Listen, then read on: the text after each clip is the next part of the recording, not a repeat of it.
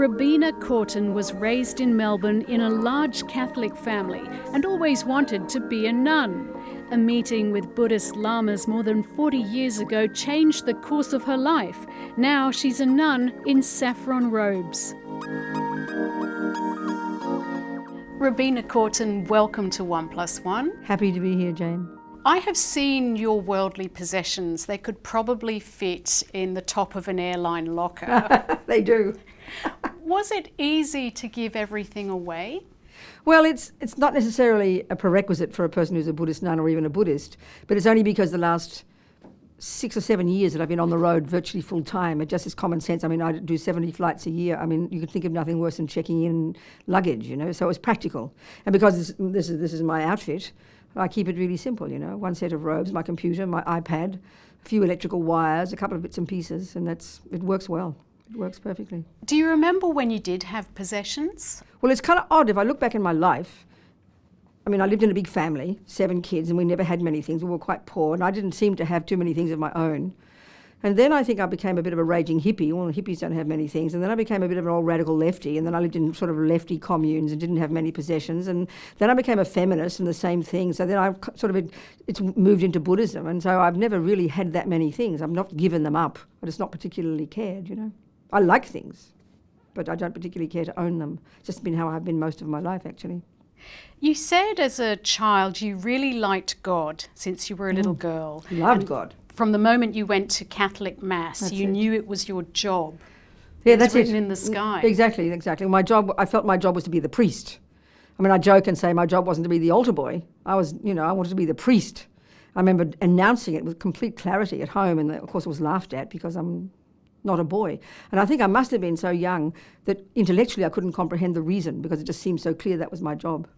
What was home life like for you? Well, pretty, in one way, kind of chaotic. And we 7 siblings now who are very close. We love each other very much. And my mummy and daddy had actually 8 children, and in less than 10 years, one girl died. So I remember we went to this posh Catholic convent, Sacré-Cœur in Glen Iris, in Melbourne. A lot of the girls were quite rich and lived in Toorak and places, and I always felt very jealous because we lived in one of these poor outer suburbs. And I remember one of them said, we loved going to your house, Robina, you're so bohemian. We used to think we were messy and dirty, you know, so that was quite an interesting take on it. So it was pretty chaotic. We didn't have enough beds, I think. My mother was a musician, she taught music, and my father was a journalist, but we never seemed to have enough money. We struggled. And a lot of drama between my mother and father. Naturally, they're human beings. My father was a bit of an alcoholic, unfortunately, you know. A sad man in many ways, and my mother, just lots of personalities living together in one house, which is not uncommon. You've said that you were quite a tough child, a bit of a fighter. A fighter, yes. Always? Angry. My nature, volatile, you know, feisty, proud. I remember a couple of times fighting physically with my father because I couldn't be controlled. So I must have been quite a handful, and my dear father and mother. In Western sort of civilization, we would say, what was the reason for that child's rebelliousness? That's right. Or why was that child a fighter? Exactly. I mean, was there a reason? Well, that's a really interesting point. I think we want to look back into the past to find that needle in a haystack, that why do I keep choosing lousy boyfriends? Why do I keep getting jealous? Why do I keep getting depressed? You know, the Buddha's deal, without going into much detail here, and this is the one I'm using as my hypothesis, if you like, is that we come programmed into this life, not from God, not from mummy and daddy, but from our own continuity, because Buddha would say we have a consciousness or a mind that comes from before. So that's the one I'm buying into. So if I take that view, then I came programmed, and you know, we can see little children almost seem like fully formed sometimes. Some kids we say, oh my gosh, that's an old soul. So by looking, the Buddhist view then look into what's in there. I look into my anger itself, not the thing that triggered it. Look into my kindness itself, not the thing that triggered it. And in that way, it's necessary to look at the outside, but the inside one is the key one, and that makes me know myself more, and therefore know I can mould my mind into the shape that I want it to become, rather than always trying to change the outside. You've been a Buddhist nun for about 40 years. I've been a Buddhist for 40, I think a nun, but less than that, 38 or something. Yeah. Did you have a direct line from belief in God as a Catholic changing to Buddhist beliefs? It was a bit of an evolution. I always wanted to understand the meaning of life. I mean, it sounds so corny, you know. And then when I was 15, vividly, I remember one of the girls' father at our school was the manager of 3DB, one of the radio stations in Melbourne. And he'd given all the old records to sell at our school fair. And I remember buying this record of a person called Billie Holiday for 6pence. And I wondered who he was, but I was attracted to this, knowing no idea why. And so then that opened my whole mind. You know, I'd been brought up with classical music. That opened my world up to the suffering, the experience of black Americans. And I started to read masses of things, James Baldwin, then gradually that moved into politics, hippie, and then radical left when I was in England, and then feminist. So it was this evolution for me, internal, looking for a worldview really, I suppose I could say it that way, looking for a way to understand the world, yes. What about love? I really wanted love. I really wanted happipiness and, you know, trying to manifest itself in sex, drugs, and not rock and roll, jazz fan. But I think if I look at it, if I look back, I didn't want some of the things that came with that, and it wasn't a conscious thing. I didn't want a home. I didn't want security. I mean, I hear about people wanting security. I mean, that practically gives me claustrophobia. I didn't want to have things. I didn't want to have children, not even a fraction of a second. So I think just that was not a big deal for me. I didn't mind. And at some point, I even remember saying to myself, it sounds so noble, I can't believe it. I said to myself, I don't want to give myself to one person. I want to give myself to everybody. And I meant when I was involved in politics. You know, it sounded very noble. It did. But then eventually I'd given up sex by this point. It was too exhausting. Given up drugs, given up cigarettes, given up alcohol.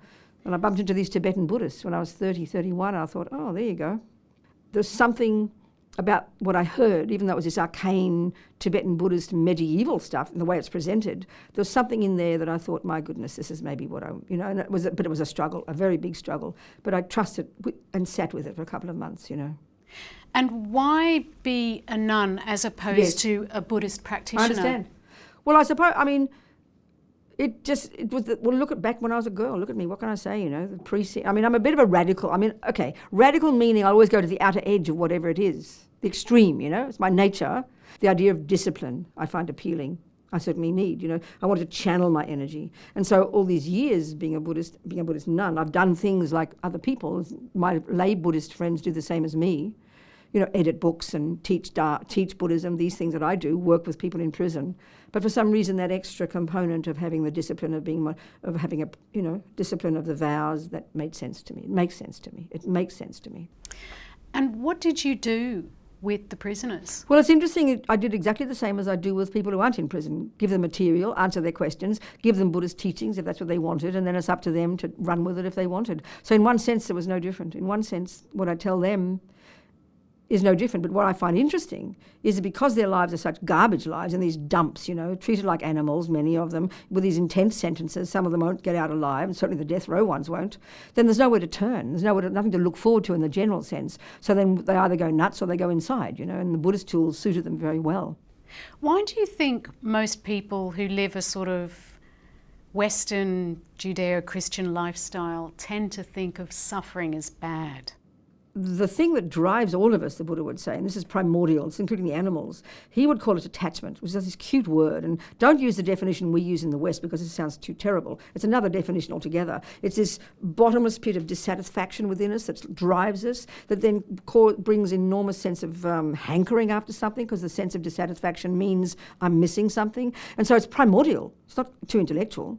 It's like a motor. And so then naturally this craving for something, first of all, gloms onto objects of the senses. And then there's the conviction that when I get it, it'll make me happy. And then we, you know, grab onto it. It's highly sophisticated how it works. But this drives us. And so you could say then, this craving and attachment is like this motor that drives us. And all it wants is the nice things. It's a junkie for the nice things. So then the key is, I suppose, to find the methods, and this is the thing, to find the methods that will accomplish that.